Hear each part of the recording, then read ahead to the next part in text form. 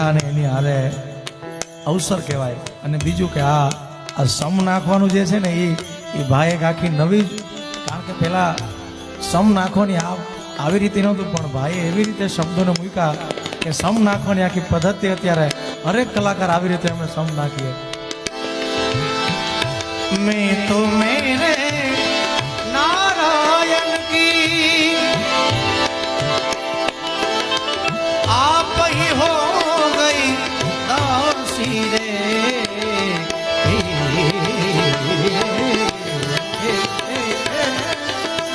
आप ही हो गई दासी रे,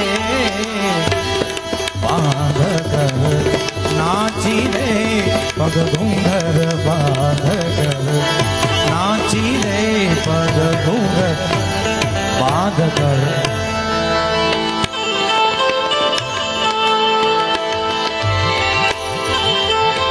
जंगल से गुजरे वो जोगी,